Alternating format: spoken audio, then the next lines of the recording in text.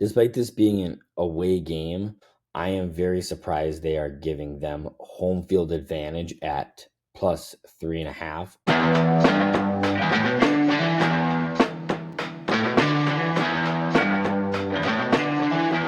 Hey there, and welcome back to the Mini Weekend. I'm your host, Jack. Let's get into it, Mini. Tonight, we went with another edition of Northern Soda Co. We went with their mango citrus, and I have to say, being completely honest, it tastes about what I would expect from it. I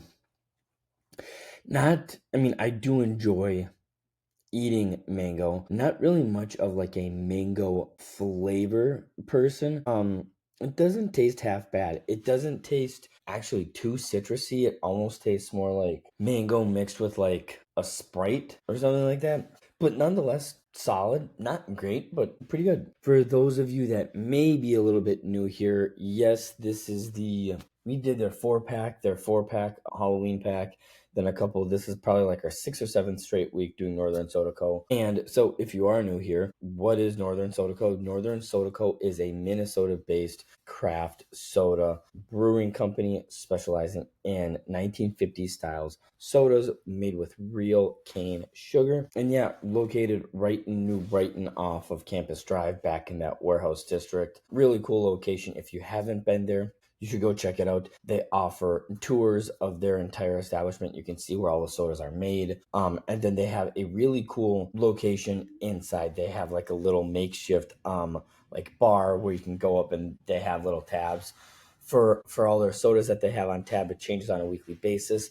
They are only open Thursdays, Fridays, Saturdays, and Sundays on the weekends, which makes going there a little bit more special because it's not like you have 7 days to go check them out. But it's worth the visit and really awesome. They have more than enough space to sit when it's nice outside in the spring and summers. They have outside stuff available too, but they have everything from board games, cards that you can play. They have TVs so you can watch sports, that kind of stuff, arcade games like pinball, claw machine, all those types of things. And then on top of that, they actually have a really cool like merch section so you can get things all the way from shirts, polos, quarter zip sweatshirts, hats, all the way from like they have like little flight glasses, which are like a little bit bigger than shot glasses.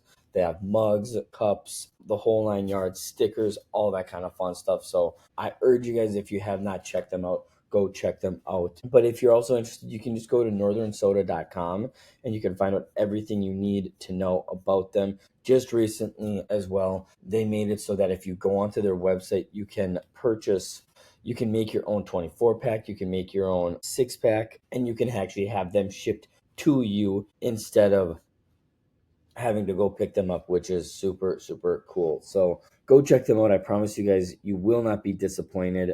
You kind of see their staples. So their root beer, their cream soda, Due North Coast Cooler. Don't think we've had that one on the podcast before, but their pontoon punch, Sunday Purple, Orange, Minnesota Apple, things like that. Definitely go on and check if you're interested in checking them out, because not only do they have just a bunch of things to do there, but they actually have like events going on as well. For those interested, tomorrow night on Friday, the 21st from 5 to 7, they have introduction to dot painting that you can do on top of checking out everything that they have to offer. And then a week from Friday, they have Soda Sample Frenzy. Every last Friday of the month, they have Sample Friendly where you can sample some of their new stuff and all those types of things. And yeah, that's all they have on their calendar for the rest of November. Very similar to a lot of like other organizations. They only release their events for the following month. So yeah, go check them out, northernsoda.com.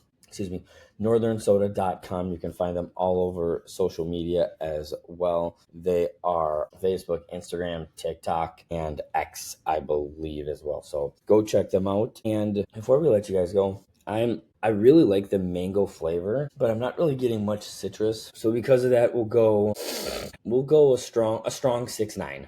A strong 6.9. I think it's, like I said, I think it's a decent soda. With good flavor in it. Just not one of my favorites, but it is something I would get again. Once again, that's their mango citrus. Go check them out. northernsoda.com, Facebook, Instagram, TikTok, X. You guys will not be disappointed. With that said, Tommytown, for the men's hockey team, they were only in action once this last weekend as they went out to Sioux Falls, South Dakota to take on Augustana. and they skated to a 4-4 tie against the Vikings. The first period, Nathan Pilling took an early cross-checking minor just over a minute into the game, which led to the Vikings capitalizing first on the power play on just their second shot of the game. The Tommies would then tie the game up on a Nick Williams goal of the season from Quentin Pepper at 6:44 in the period. And then the Vikings would score two more times in the first period, taking a 3-1 lead into intermission. And then the Tommies, they would score two goals in the second period to tie the game up at 3, heading into the final frame. Goals from Jake Brianchi, Brancini, and Quentin Pepper to bring the game to 3-3 into the final frame. And then this game would not see the Tommies have a single lead, as the Vikings and the Tommies would trade goals in the third period. Nick Williams on the power play picking up the fourth goal of the game for the Tommies and tying the game with just under 2 minutes to go in regulation. Unfortunately, the game was not decided in overtime, and a shootout ensued. And unfortunately, the Vikings walked away with the extra points. The Tommies only came away from the weekend with 1 point, less than ideal. Better than not coming back home with any points. Yeah, that's how the Tommies did this weekend. It was Will Ingeman that would pick up the loss in 65 minutes of play, stopping 23 of 27 shots. So just got to play better going forward, and the Tommies will have their second season series of the. Let me try that again.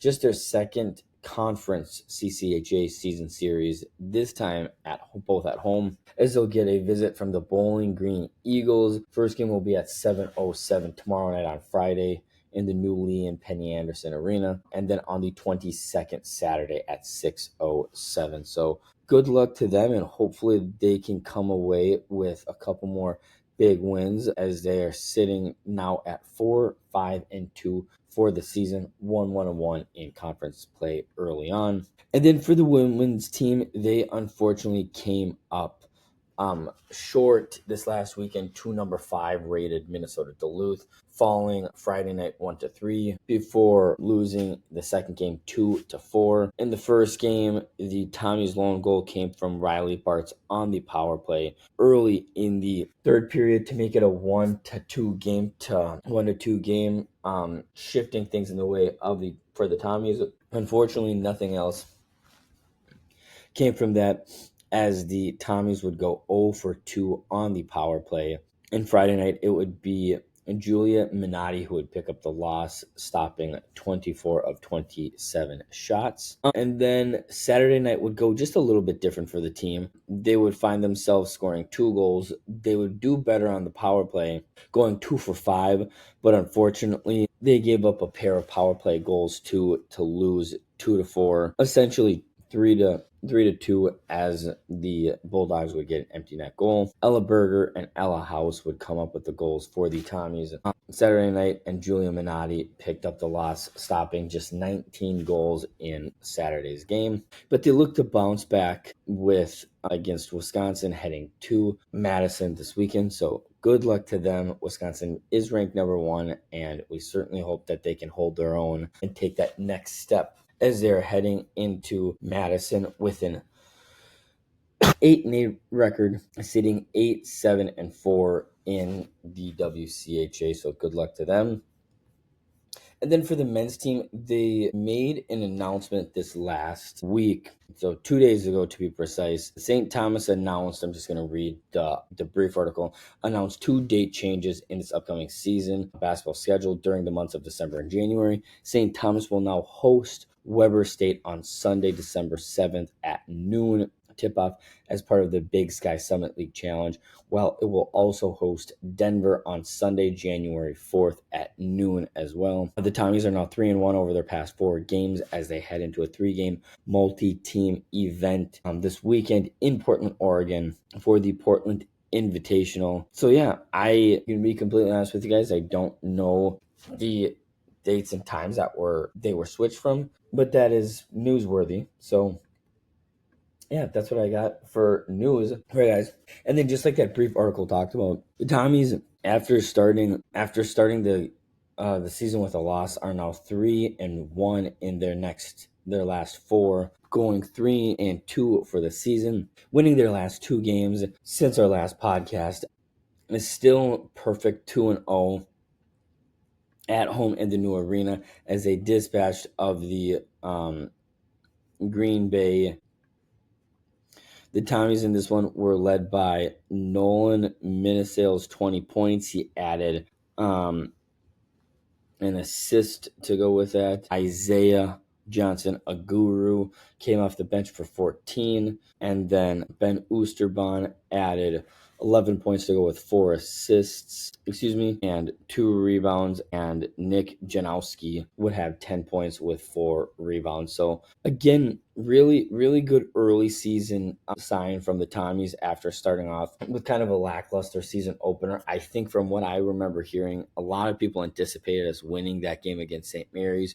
So it was kind of like a blunder a little bit to see them fall in that game. But the fact that they were able to bounce back from that and get a good quality outing within the last couple weeks, especially trying to get things right so that you can go into Summit League play and really dominate and do what everybody anticipates you doing this year, with potentially making a run at March Madness as the winners of the Summit League. The Tommies in this one ended up shooting a perfect 50% from 3 in this one, 30 for 60, 11 of 30, which was really awesome. And then on top of that, just a couple days ago in Missouri, took on Southeast Missouri State, picked up the 82-72 win. St. Thomas outscoring them 41-29 in the first half. Nolan Minisale once again had another big game. 24 points, 6 rebounds, 4 assists. And then Isaiah Johnson, a guru, came off the bench again for 21 points, 4 rebounds, and 2 blocks. And then you also saw 10 points from Nick Janowski, and 13 from Jermaine Coleman. And and then Austin Hero added 10 points as well. So once again, a strong shooting game from them. 58.7 from the floor, 44.4 from 3. So if this team, similar to last year, can be effective not only from the field but from 3-point land, they're going to be a tough team to beat and a tough out this year in terms of just at all, let alone in Summit League play. So certainly hope that they can keep on these winning ways in this Portland Invitational. So they have Northern Colorado at 6:30 tomorrow night, Friday. They got Cal State Fullerton on Saturday at 4:30 p.m. and then University of Portland on Sunday at 3 p.m. And then that will be it for this upcoming week for them, as they will have the week of Thanksgiving off before playing on Saturday, November 29th. So, yeah, a huge good luck to them as they hopefully can go 3-0 and move to 6-2 on the season. The women's basketball team is unfortunately still looking for their first win of the season. First win of the season and first win in the new arena. They dropped their game to Eastern Michigan, on the 14th, 41-52, a very low scoring game. St. Thomas only managed 19 points in the first half, and actually only went into the half down 20-19. But just overall, the Tommies, you're not going to win very many games when you turn the ball over 24 times. So really just got to do a better job of not turning the ball over and just shooting better. They shot 33% from the floor and just 7% from 3, only making 1 3-point shot. Faith Feuerbach led the way with 13 points to go with 3 rebounds, an assist, and a steal. And Alyssa Sand was the only other Tommy in double figures with 12 points to go with 9 rebounds and 2 steals. So yeah, that's how game number 1 went. And then game number 2, they lost a very closely contested game, 63-68 to the New Jersey Institute of Technology. The Tommies actually took a 5-point lead heading into halftime, but only managed 7 points in the final frame. Once again, just some, a little bit better of a shooting night. They finished 42% from the field, 41% from 3-point range. But again, turnovers in the fourth quarter just shot them in the foot, turned the ball over 20 times. This time the Tommies were led by Savannah McGowan with 14 points, Alyssa Sand with 12, and Faith Feuerbach with 10 points. Hopefully this Tommy women's basketball team can do, a little bit better of taking care of the ball coming down the stretch, and they can hopefully kind of get on a little bit of a run here before they have their, Christmas, winter break in about a month here. But for them, they are actually up in Anchorage, Alaska already as they're taking place in it's the ConocoPhillips Great Alaska Shootout. They will have their first game tomorrow on Friday at 10:30 p.m. 10:30 p.m. And then their second game against Alaska Anchorage, and then the second game against either Bowling Green or UC Irvine. Time to be determined, but on the 22nd. And then, unlike the men's team, they're not off for the entire week, so they will then come back home and have a Wednesday game before Thanksgiving, the night of the next podcast, against Oakland, looking for that first home victory. So we wish them the best of luck, obviously up in the great state of Alaska, and hope they come back with their first 2 wins of the season and can roll some of these wins heading into the Big Sky Summit League Challenge. So that's what we have for the basketball teams. And then this last week, hopefully with some help from other teams, looking for a high ranking as of right now. They're in 4th place at 5-3. Drake sits atop at 6-1, Presbyterian at 5-2, and then as well as San Diego at 5-2. There's obviously no way for them to win the Pioneer Football League. Even if Drake would lose, they would still have a better record than us, and even if Presbyterian lost, we would still at best be 3rd place, as Presbyterian would have the tiebreaker over us. So my bold prediction was false that we would make the tournament this year, but man, we came damn close.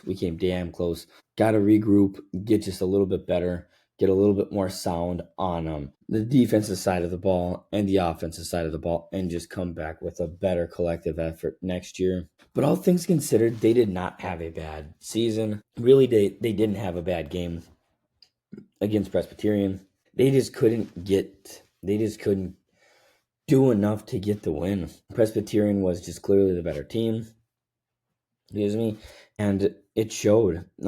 They lost by a final score of 23-9. At halftime, it was only a 10-0 game, and then heading into the final frame, into the fourth quarter, it was only a 10-9 game in favor of the Presbyterian Blue Hose. And the real unfortunate thing in this one was, it's not like we took care of the ball. It's not like we gave the ball over. We had 1 interception, pick 6, but other than that, it's not like we gave the ball away and were careless with the ball. Again, this was a good Presbyterian team. This was a Presbyterian team that 2 or 3 weeks ago was 15th in the nation. So played them close for most of the way, but just wasn't able to get the job done, unfortunately. So yeah, Andy Peters ended the game 16 of 31. So not great percentage-wise. 144 yards, through the air, 4 sacks. Pat Bowen led the rushing attack with just 28 yards on 11 attempts. Then as far as receiving went, it was Jay Sean Todd who led the way with 60 yards on 7 catches. And then on the defensive side of the team, you had Caden Nelson with 14 total tackles, Ryan Seaver with 10, Charlie Boucher with 8, Cole Sneed with 7. You actually had Jordan Pendleton actually forcing a fumble, which was pretty awesome. Unfortunately, the Blue Hose would come on top of that. But then at the same side of things, 1, 2, 3, for the Tommies had 4 sacks as well too on the day for the defense. So you got to give credit when credit's due and tip your hat when you play a team that was just better than you. But you got to get better. And the Tommies will now face their toughest test of the season. And I think this game, will be a good game in terms of finding out where they are 5 seasons into the Pioneer Football League, and will probably set the precedent going into this offseason. Going forward, how is what's his name? How is Caruso going to start to change up his philosophy in terms of recruiting and stuff as they're going up against the current number 1 team in the nation in FCS, the North Dakota State Bison, coming into this football game. Coming into this game undefeated, and it's going to be loud. It's going to be ruckus. It's going to be a tight, tough crowd. So, if the Tommies can keep this a close game, I would consider that a victory. But the Bison are not going to give us anything for free. We're going to have to fight, claw, and whatever for anything. And a lot of people may be thinking, hey, if they can find a way to knock off the number 1 team in the nation, that should get us into the playoffs, right? And I really don't know. And if I'm being completely honest, that's not even really something I want to think about. This is a team that's sitting at 7-4, 5-3 in their conference. So should they do it, they would only finish with an 8-4 record. Even with an 8-4 record and knocking off the number 1 team, I would think the highest you're going to jump in the rankings is maybe 23 or 22, considering we haven't really been ranked all year. So then at that point, you're looking at, okay, the top 24 teams go.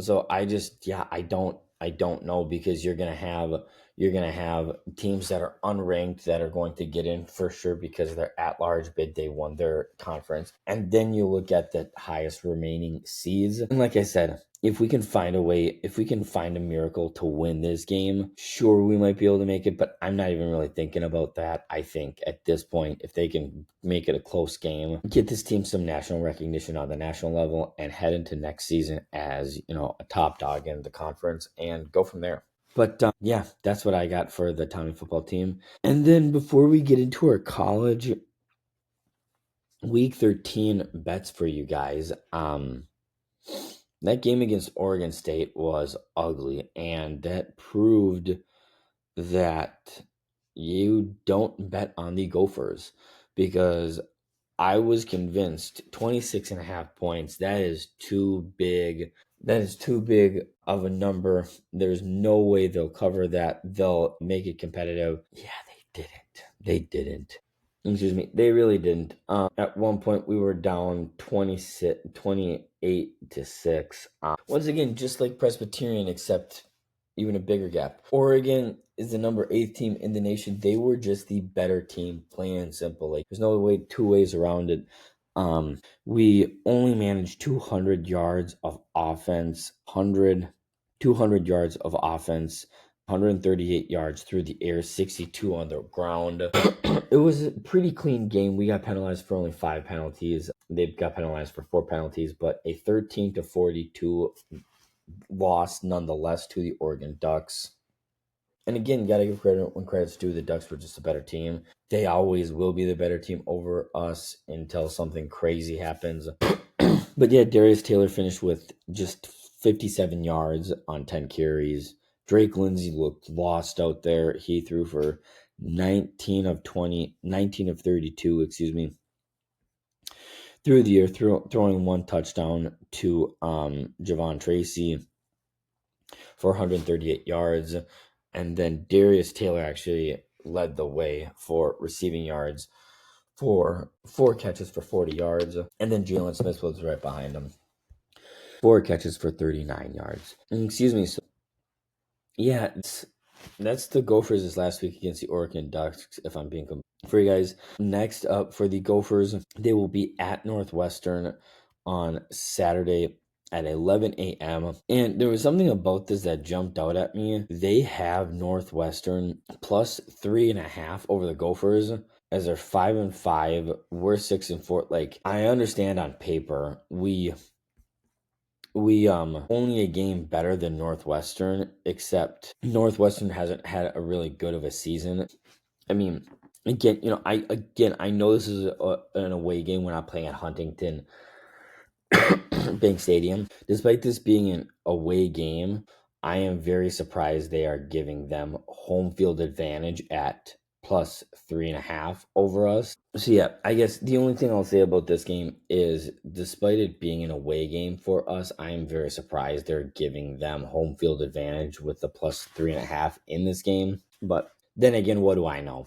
So that's what they got up next for the Gophers, and then um now for our picks that we got for you guys. Week 13 college football bets. This last week we went 3-1, putting us at 23-19 for the week. The Air Force Yukon over 63.5 point game did not hit. That's the only one that didn't hit. But we're still doing really well, guys. I'm 12 for my last 15 picks for you guys. So hop on, let's go, let's ride this out the rest of the way. Only a handful of weeks left. So for starters, the first one I like, BYU and Cincinnati to go over 54.5 points. And for this one, we're just going to keep it simple and look at the stats and look at the numbers. Both of these offenses are averaging over 400 yards a game with the ability to make these big plays. And on top of that, they're both averaging 30 points or more per game, which should get you right there. And if I have to convince you even more, both of these defenses are coming in averaging over 300 yards per game. So give me BYU Cincinnati over 54.5 points. Excuse me. Second one I like for you guys, Oregon USC over 58.5 points. And let's just be real, this is a game that features two electric quarterbacks. In this one, you got Dante Moore and Jordan Maeva. This one just is honestly one of those games where you're just screaming and you're just really cheering for points in this one.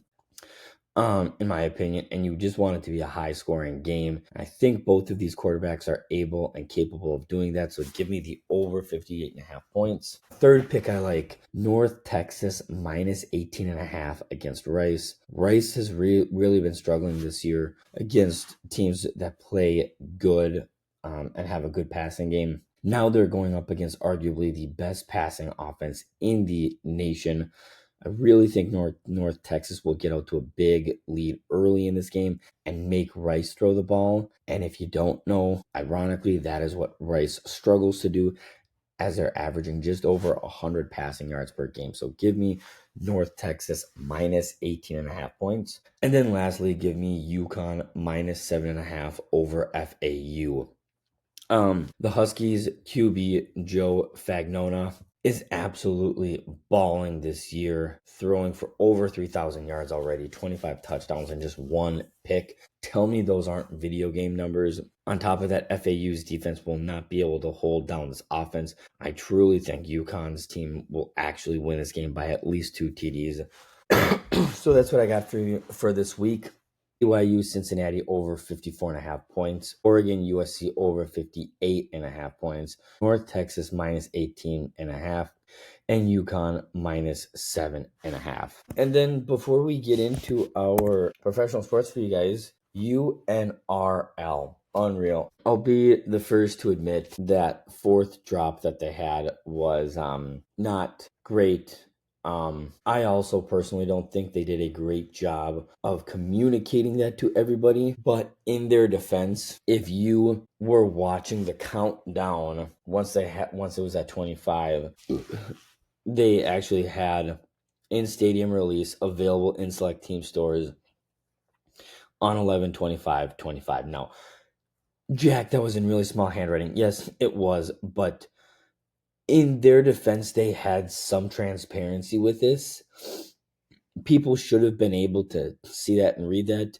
Now, I don't disagree with the other issue people had. I think we definitely should have seen like some kind of a spoiler, like some picture, because usually leading up to this, they'll show a little bit of what to expect it looking like, and really we haven't seen anything yet. But to their point, they then also issued their statement saying that they were sorry, and also mentioned that they're actually going to be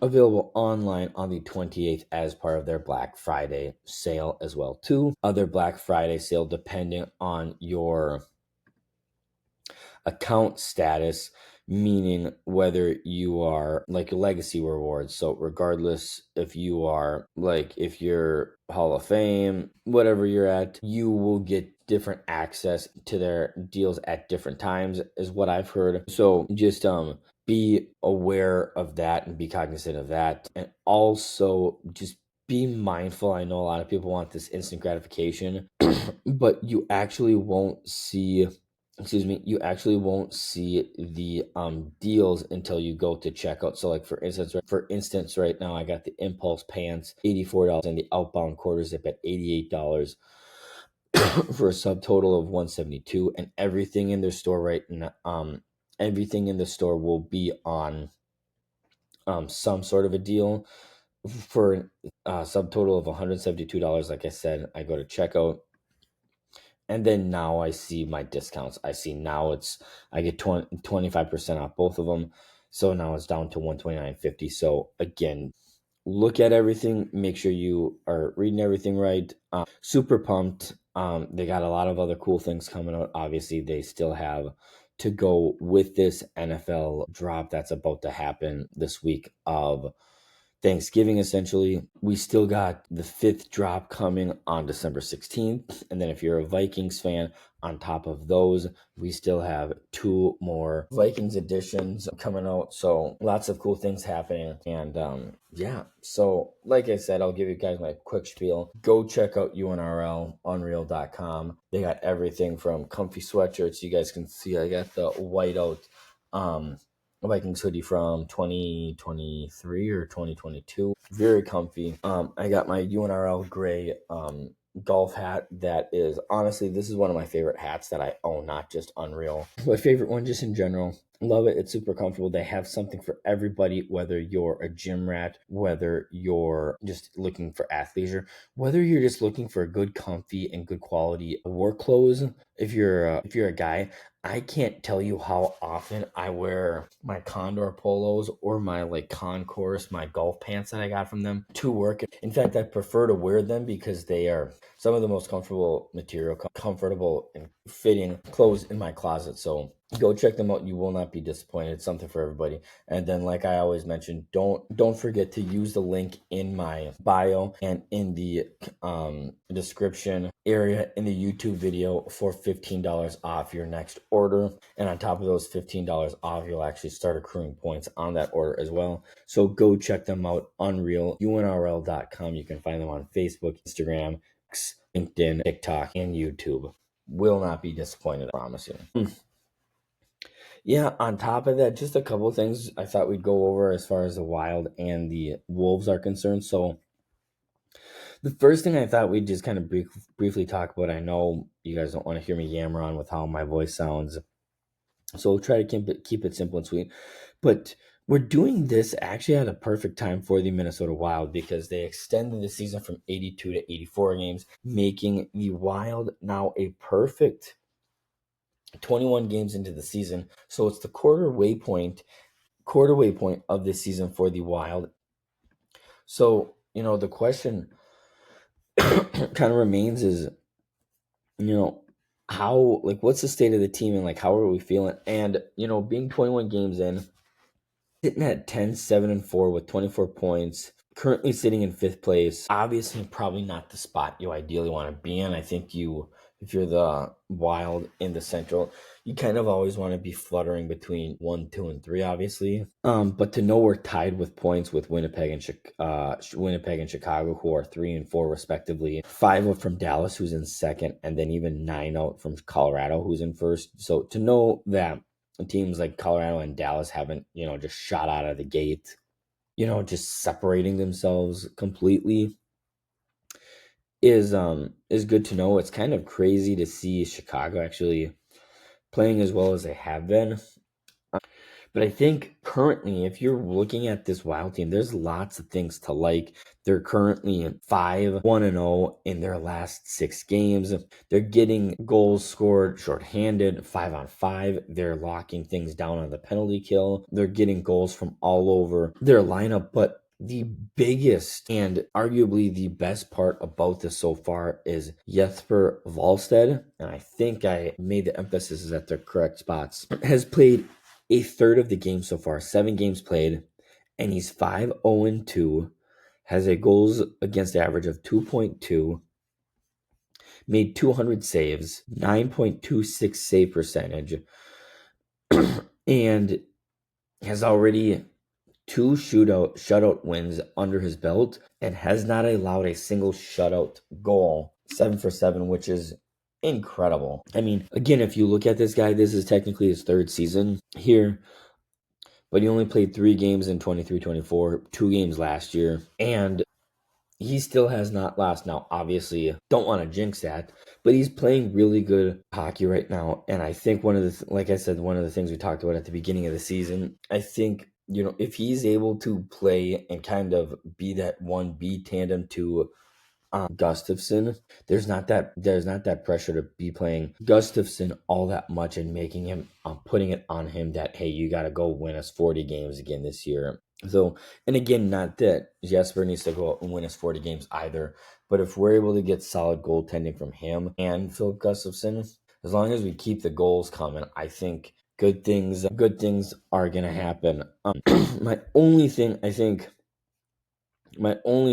guess, if you look at the Wild, like just kind of some of the team stats, are because of our surge at the beginning of the season, the Wild are still 5th in the league in terms of power play percentage with 25.6. Tied for 2nd in the league with 20 total power play goals. We're kind of in the bottom of the league. Only 1, 2, 3, 4, 5, 6, 7 teams have a worse goals for. Ours is at 276, and the leader in the league right now is Avalanche with 4.11. Excuse me. On the flip side of thing, it's not like we're also top in goals against. We're currently 16, 305. But again, it's still early on in the season. Still got to tighten some things up and just continue to play, good quality, solid hockey.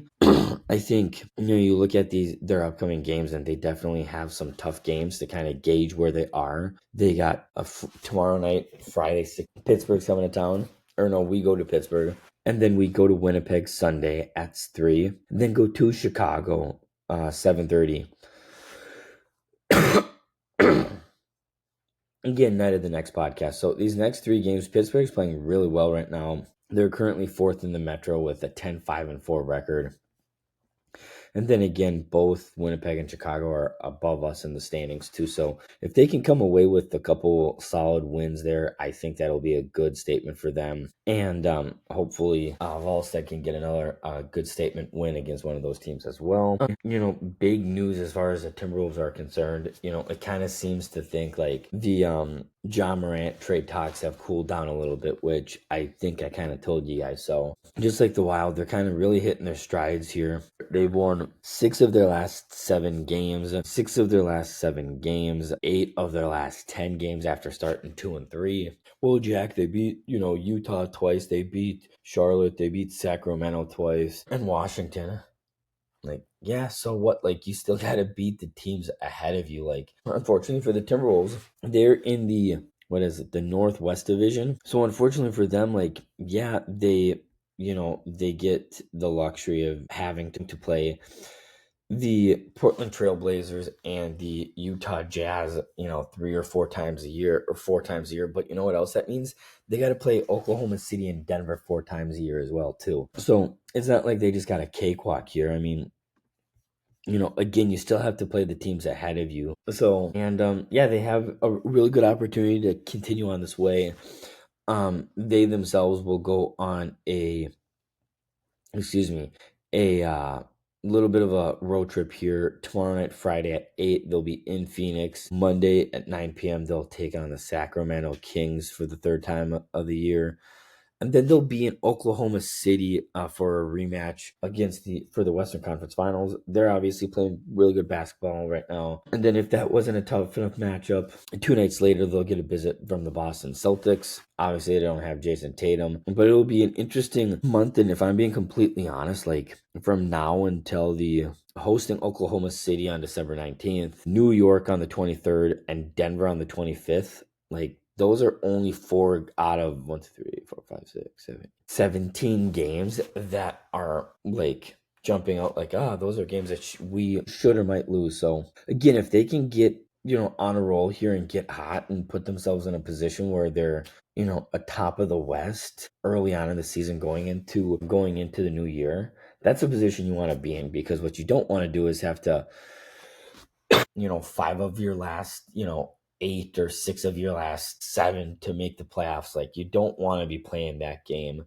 I don't think they will. And like we talked about last week, they're finally getting that production from a guy night in and night out for that third scoring option from Jaden McDaniels, and they're sharing the ball really well, and they're making good plays and playing really good basketball right now. So if you want my opinion, that's all that really matters here. So with that, jumping into the NFL here, yeah, obviously we all watched that week 11 game. No other way to describe that loss other than just truly, truly heartbreaking. There are lots of things you can look at that game and say, if that didn't happen, we would have won. A lot of people are saying, even though they had their 3 timeouts, you kick the ball out of the end zone and make them get that, 25 yards. I mean, this year guys are nailing 55 to 60-yard field goals like it's cake. So I mean, a 60-yard field goal from even their 35-yard line, you're only looking at really needing 50, like just over 20 yards. So again, it's one of those things where it's like, look, I know people are saying,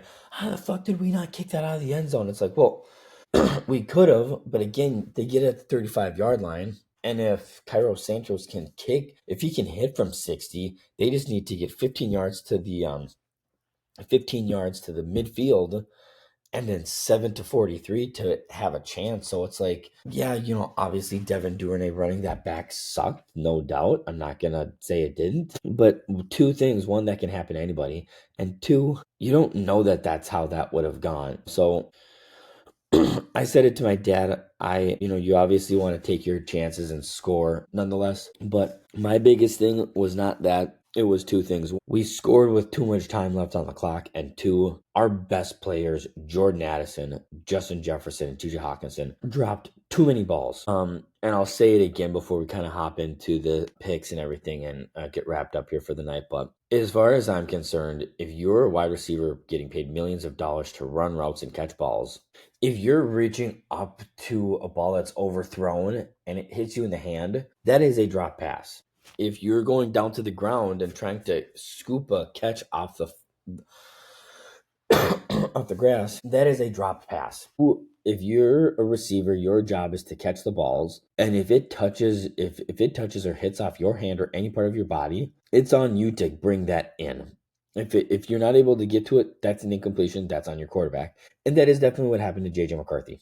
But between JJ, Jordan Addison, and TJ Hawkinson, at least Justin Jefferson, it's worth noting, was 10 of 22 throwing to those guys. And at least on 1, 2, 3, 4, 5, 6, on at least 6 instances, JJ, Jordan Addison, or TJ Hawkinson got hit right in their shoulder pads and didn't make the catch. So I'm not. And then believe me, this is not me saying, "Oh, JJ can't do any wrong." Those interceptions, they weren't that bad. He played amazing. He still played horse shit. And I still think it's ridiculous that Chris Carter and a lot of people are calling for this guy's head when this is essentially his rookie year and he's played all of fucking 5 games for us. So everybody calling for JJ to be replaced or, whatever, shut the fuck up and give the guy some grace. Like, my God. Like, the NFL clearly has a quarterback developmental problem. You see so many guys year in and year out getting drafted in the 1st or 2nd round, and they're no longer in the league anymore. They're no longer in the league. You look at some of the best quarterbacks in this game, they were drafted late in the rounds, and they sat for a year, for 2 years, for 3 years. JJ didn't really have that luxury. He came in, and KOC was ready to have him as our starter last year. Fortunately, he goes down with an injury. We turn to our second in command, and everything went great. Now he's playing not great football, and you guys just, oh, get the fuck rid of him. I understand we don't want to waste Justin Jefferson's prime. I'm right there with you with that. But let's have a little bit of patience with this guy. Like, holy fuck, guys. Chill out. So, yeah, that's my piece I want to say. So, this upcoming week, our NFL Week 12 picks. Last week we had another 2-1 week. Still doing pretty well in our NFL weekly picks. 21-15 overall. So with that, we'll just jump right into our picks. This week, my upset I like for you guys. Once again, my picks are synonymous with my picks that we did on the mini pick'ems last night or 2 nights ago. But the upset is the Buccaneers plus 6.5. The Buccaneers are clearly still finding new young contributors to boost their offensive efficiency every week, but they're getting a little erratic with Baker Mayfield and also having too many key defensive lapses, in my opinion. That doesn't bode well for taking down a Sean McVay-led team and arguably one of the best teams in the National Football League on the road nonetheless.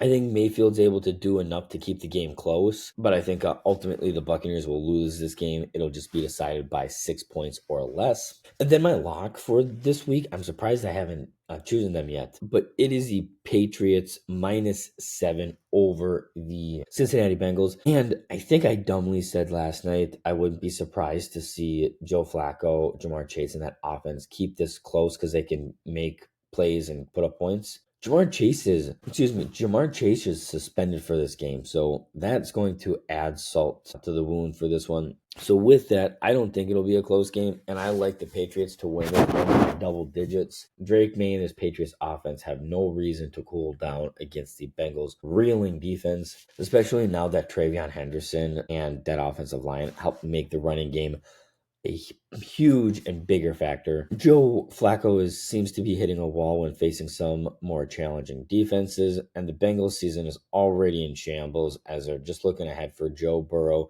to help them play spoiler down the stretch. So give me the Patriots -7, and then my Minnesota pick for you guys. I'm taking the Vikings plus 6.5 for 2 reasons. One, I really do think they're going to win this game. I really do believe this is the end of the road for the Vikings. Should we lose this game, I think our chances of making, whether we're mathematically eliminated or not, I think our chances of making the playoffs are dead in the water. Green Bay's offense, like we've been talking about, has been struggling recently.